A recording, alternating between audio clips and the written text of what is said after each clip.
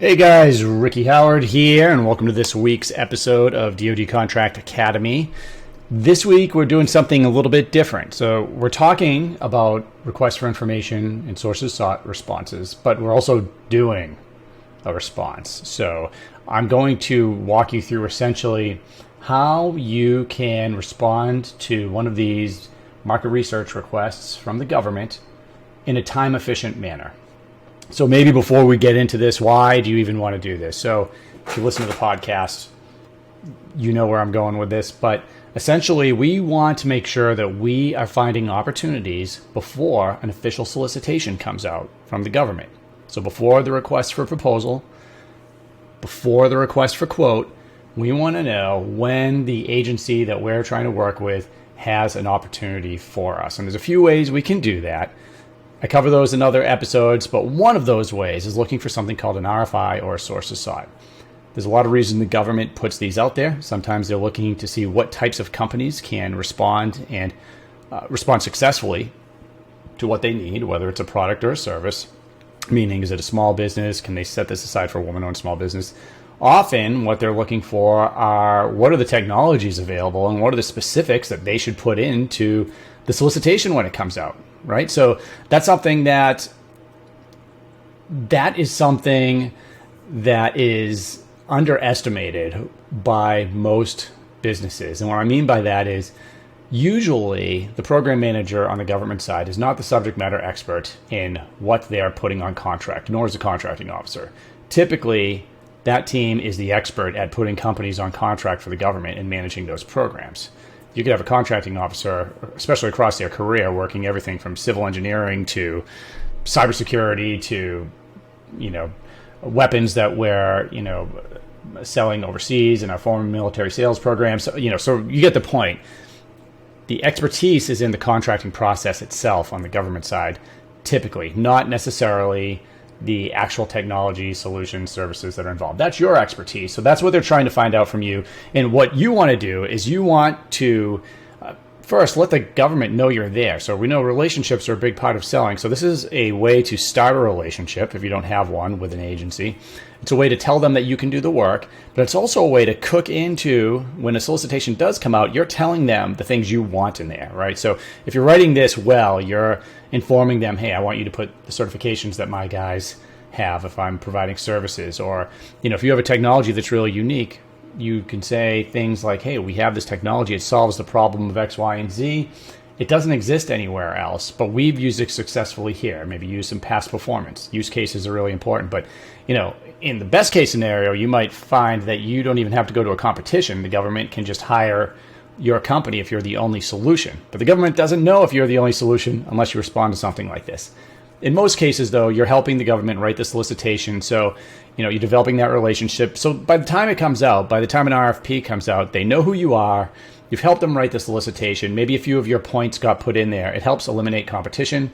It helps inform the government of what they should really be putting on contract. And it helps you, in the end, win your contract. So now that we've basically said why we're responding, you're busy, I'm busy, right? So if you're running a business, you probably don't have time to be sitting there looking for these opportunities, putting a response together. Some of these RFI responses can be, something you work days on, right? And you probably don't have that much time. Now, if you're a business, you're up and running, you have a team, ideally you get to the place where you have a business development and sales team for the federal government.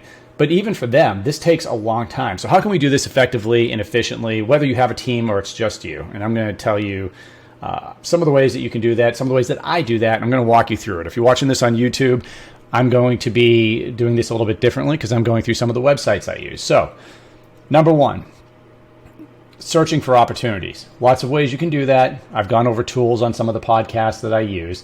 This is a way to get somebody else to do it for you, right? So I'm on the UpWork website. If you're not familiar with that, this is a place where you can either work as a freelancer or you can hire freelancers to work for you. And you can get expertise varying from, entry level type work all the way to PhD level, people in the US that can really put solid products, written products, research products together for you. I mean, you can find someone to do just about anything that's legal on UpWork. And I use this tool all the time. I really love it. And so I'm on the website. I'm not going to go into my account. I'm just saying I use this to hire people to find opportunities for me to engage on. I have to train them a little bit, so this is at the lower level. I'm not breaking the bank on it. And I also hire people sometimes to generate the RFI response itself. Now, I do that in two ways. I can hire somebody for, higher dollar, right? Meaning I might be spending $1,000 for somebody to generate a small RFI response. And that might be someone with a master's degree that really understands the solution, that can give me the 95% solution, really. I can take it, check it, switch a few things around after I've worked with them, and then submit. That's great. And if you're in a pinch, or if it's something that you really want to make sure that you're nailing, you can do that.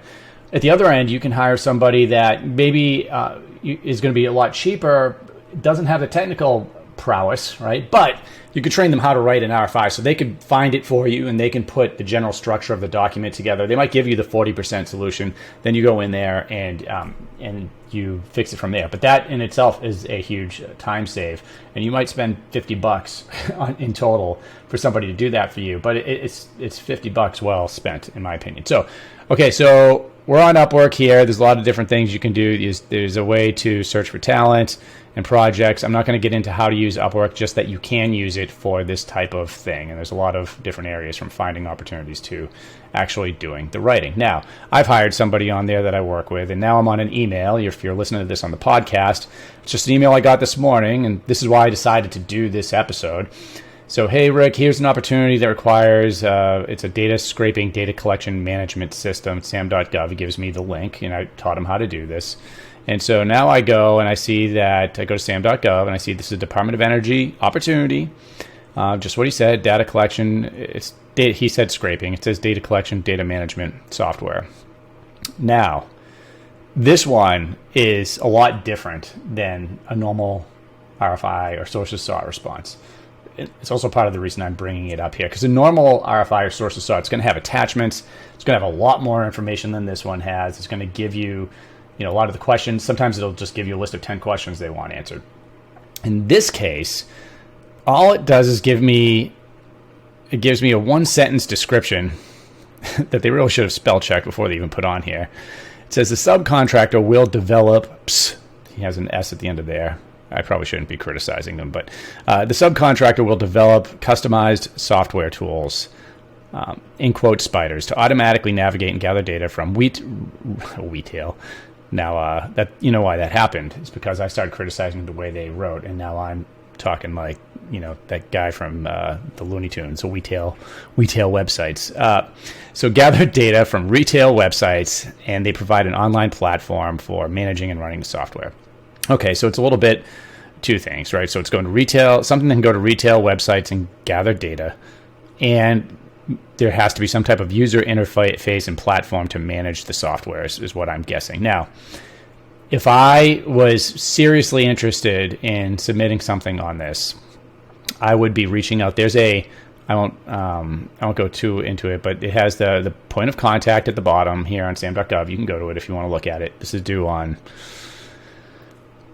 let's see here. It's due on June 13th, and I think it's June 9th today. So depending on when you hear this, it'll probably be past due. But again, the beauty of a sources sought is this isn't the solicitation. So a response to this is probably not going to equal a contract. The solicitation will probably come out in a few months or 6 months or whenever it is. So I would probably reach out to the contact here and ask them clarifying information. Hey, did you guys forget to put the more information in here? Did you forget to put an attachment in? Did you even mean to post this? So those are some initial questions I have right now.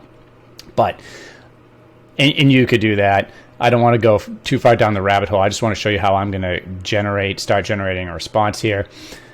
I did want to go, because I certainly am familiar with the Department of Energy, but Berkeley National Lab, if I just want to, without talking to anyone first, I might want to know what their mission is. This is actually really good to talk about, because I can remember being in the Air Force, having my acquisitions branch that I was running, and companies that understand what they need to do to sell to the government know that they need to target offices and get meetings. And one of my pet peeves is if a company scheduled a meeting with me, and I took those. The government should be taking government acquisitions offices are going to take meetings with companies that approach them. that makes sense. But I remember I took a few meetings with companies that I probably shouldn't have because they weren't prepared. They didn't even know what my office did. They were just hunting, right? So it was very, I don't want to say selfish, but that's what it was. They were looking for leads. They didn't know what we did. They didn't do any work on their own to figure out what my office did. And that really irritated me. And I never talked to them again after that. So what you want to do, and I'm just using that as an example, know who you're actually engaging with, right? So if you think that this is part of it, right? So if they came to me and they found an RFI that I put out there and wanted a meeting, well, now that's something a lot different. So you're already ahead of the game here. We know that they have a solution. I Googled that lab because I want to know what their mission is. And here at the Berkeley lab, it says, our research focuses on discovery science and solutions for clean energy and a healthy planet. So how is that applied to this? To really know, I need to talk to them. But if this is taking information from retail websites, I'm guessing it has something to do with, maybe it's looking for solutions that help improve the planet. Or maybe it's the opposite of that. Maybe it's going to retail websites looking for products that contain certain things that aren't good for the planet, right? Like I just heard a How I Built This episode, which, by the way, is my favorite podcast with Guy Raz, and they interview tons of businesses but also companies that have like new technologies, new things. And they did one recently on a company that wants to. They're basically, I think it said it was kind of tongue in cheek, but I think their product is called Saving the Effing Planet. With they don't use the actual swear word, but. Essentially, so if you want to look it up, but essentially what they were doing is they're talking about palm oil, and palm oil, apparently it's a huge problem with deforestation in rainforests, and like palm oil's in everything. I never even heard of it, but apparently it's in everything from food to lipstick, and it's just this odorless oil that just makes stuff work really well. Products work really well, and the problem is that it grows, this plant grows near the equator, and what countries are doing is burning down the rainforests so they can basically set up these palm fields where they're growing the palm plants or trees and then harvesting them and turning it into this oil, which is a multi-billion-dollar industry. Anyway, so it was about this company that was trying to bioengineer the oil, and so we wouldn't have to get it from trees. And it sounds like they were actually doing really well with that. Neither here nor there. I'm just using that as an example of, hey, maybe this is looking for products that contain palm oil, and because they're doing research. We really don't know, and the only way to know is to ask, but I'm going to go with it's probably something like that. Now, how am I going to write this RFI? This really gives me nothing. It gives me no page count. It gives me no questions to answer. But what I'm going to do is I'm going to take this. I can do a couple things here. I can respond to the guy I hired, and I can tell him, hey, generate me a 5-page response based on information that I provide him. So he knows my consulting business. He knows some of the technologies that I work with. You want to just make sure that if you're dealing with someone on UpWork, I'm always very careful, right? So I never give them the information on my clients. And if I'm going to talk anything beyond something that they can just pull up on the web, then you can make them sign an NDA. You have to be even more careful if you're dealing with someone from another country, especially if you're talking about selling to the government. So just make sure that you're putting everything in check. But for something like this, I'm going to just generate it myself. I'm going to show you another way to do this. So you could hire someone on UpWork to generate their response, okay? And you can go that way. You could, I'm going to go to, you may remember that we had somebody from Use Rogue, it was the owner of the company, on one of the episodes. And Use Rogue is a AI tool that helps you write RFI responses, sources sought responses, and proposals. And actually, he does a really good job of, I'll see his posts on LinkedIn where he'll just show how he writes an entire thing in 90 minutes. I'm not going to write the entire thing here, but I am going to show you, if you're watching this, you're going to see what we can do. So what is and by the way, this is my account, so I pay for an account here, but I'm just showing you how this might work, right? So I want to generate a new document, and it will auto-create a draft for me if I want to. It has a document title, description, and template. So the description, we know it's like one sentence, right? So I just cut and pasted it right in there. I can go back to the document title. And it was data collection and data management software. Okay. So going back to use Rogue, I'm going to just plug that right into the title. Now, since I'm writing this from scratch and they gave me very little, usually you're going to have some guidance with these. You're going to have a lot more than what I've got here, which makes me think that they may have even posted this mistakenly. I don't know. So we are going to have a, let's see, intro section. And basically in this section, you can just type the, I don't know, the framework that you want the RFI to have, or, the table of contents essentially, right? So I might have, let's say, introduction. You're going to hear me type. My wife says that I type louder than anybody she's ever heard, and it really annoys her. So if you're hearing me type right now, that's what's going on. So we've got introduction. Next, we're usually talking about the technology requirements, the technical capabilities. So we might say technology overview.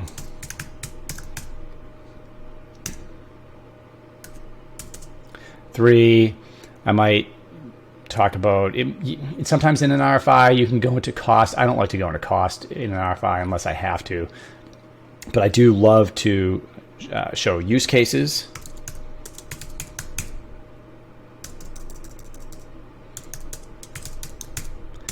Maybe if you've been doing this a while, you might have contract vehicles, so I might put in a section like recommended, and I'm just doing this in real time, right off the cuff. Recommended contracting strategy. I might change this later, but and I typed it all. I misspelled everything. What else might God, I keep spelling this wrong, guys. Okay. Recommended contracting strategy. And I could just say synopsis down here at the end. I may want to include certifications that we have. I may want to include a recommended set aside, and I can put that in contracting strategy as well. For something like this, are you partnering or teaming? You might put a section in that talks about partnering or teaming, but I'm just going to put synopsis now. Okay, so basically I have a 5-parter here to start things off. Introduction, technology overview, use cases, recommended contracting strategy, synopsis. And I'm going to hit create, and we're going to see what happens here. So use Rogue is now thinking about it. All right. And now it's actually starting to write a draft of what this response could look like. It starts off, in today's data-driven world, businesses need to constantly gather and analyze information to make data-informed decisions. And then it goes into, now this may or may not, again, this is just a starting point, right? But, it's coming up with its own ideas about what should go in here, right? And that's just based on the way the software was created. But it seems to know something a little bit about web crawlers and spiders, because it actually, this is interesting. So if you're listening to the podcast, despite the fact that I only put in 5 bullets, so it didn't just generate like a Word document with 5 bullets, it generated an introduction with a whole paragraph, then a technology overview. Now, I put nothing in here regarding the technology, so it has no idea what my technology is now for this section, for this demonstration, right? But I do want to point out, one of the beauties of Use Rogue is it will remember the documents that you put in. So you can set up a section where, let's say that you've been doing this for a while, you can load all your RFI and proposals if you want to, and it will remember all of that, and it can use it when it generates these type of documents. I believe it's the beta mode, so if I'm getting it wrong, then my apologies. But there is a beta mode in here that will build off of everything you've put in, so it can start generating. Like if I'll just call it the Ricky Howard technology, right? So if I have the Ricky Howard technology, I could highlight that, and it will expand it, and it could probably, and I could just start typing, it would define it for me. I could probably do a page, it'll automatically put it in there. So this is giving me technology overview, but beneath that, it just came up with its own subsections. 2.1, web crawlers and spiders. 2.2, data extraction and parsing. 2.3, data storage management. 2.4, online platform. Use cases. So I'm going to have to obviously get in here because it doesn't know what my use cases are, but it generated its own. It generated 5 use cases. Number 4, recommended contracting strategy. So it generated, and this is the beauty of using a tool that's designed for government contracting, this automatically put in a recommended contracting strategy. Now, this isn't the one I want, right? Because I have my own vehicles that I use, and I'm probably going to recommend a sole source contract to me if I'm submitting this, right? You got to be careful about that. If you have to have a way to actually, you don't recommend a sole source contract if a bunch of companies can do this. But if you have a way for the government to give you a sole source contract, like if you've ever won a SBIR, you could probably use that SBIR contract language to get a sole source. If you're 8A, that's another way to do it. If you have contract vehicles, you can recommend those. So there's lots there. And then it gave me a synopsis. So again, I'm not going to write the entire thing here, but now I've got a solid page, maybe more, where that I can build off of, right? And I can say, I'm going to do this just for everyone watching online, and if you're listening. So I have an introductory paragraph that looks like it's about 5 sentences long. If I go to the top, I've got something that will expand content, something that will make it more concise, and it says I can paraphrase it. So I'm going to hit expand on the introduction. Like, think about how powerful this is if you have 10 proposals you've written or RFI responses in there, right? And it can take that information and start rewording it and putting that in here. So it just basically more than doubled the initial paragraph. Now I'll have to read through this and see how good it actually is. But some other things that we can do here is I'm going to, let's say, because if you're responding to something from the National Science Foundation, right, which we did some of those recently. Well, those have, and by the way, check out that website, National Science Foundation, SPIRs. They have a really cool way of engaging with them because, and this is just added bonus for this episode, instead of having to write a proposal, you can basically write them answer 4 questions and see if they even like your solution, your technology or solution. I know we're getting off track here with SBIRs, but they have word limits, right? So you might do the technology overview and it has a maximum of 500 words. So with something like that, so I'm going to take this, I don't know how many words are here, I just highlighted it. Now I can go into the box next to it, and it remembers that I highlighted the text, and I'm going to say rewrite, so this is 500 words. Okay, and now it's starting to do just that. I mean, what a time saver that is, right? You could basically, if I really wanted to focus, and I'm doing a podcast and I'm doing this at the same time, but if I really wanted to focus on this for an hour, I could have especially considering how brief the summary was, I could put an entire submission together and get that in there. And it's still writing. So again, use Rogue, really interesting. Check it out. Check out my website, dodcontract.com. We have courses on there. We have, if you want to work with us, we can help put your strategy together. We also have, for some companies where, if you're a startup, maybe you don't have the funding and you're looking for help, you'd like to get into the federal government, we do have some equity and cost sharing plans available for the right company. That's not going to be for everybody, but if it's something that you think you want to team up on and go after some government R&D funds and start winning some contracts, it's something that we might be able to talk about. But check out the other episodes on the podcast. Please leave a review and subscribe. That really helps. Let us know if this was a good episode for you, if there's other topics you want to talk about. Would love to discuss, and that's how we get a lot of our ideas. So thanks again. We'll see you next week, and we have some awesome guests coming up, and I'm looking forward to sharing those interviews with you. And we'll see you next time.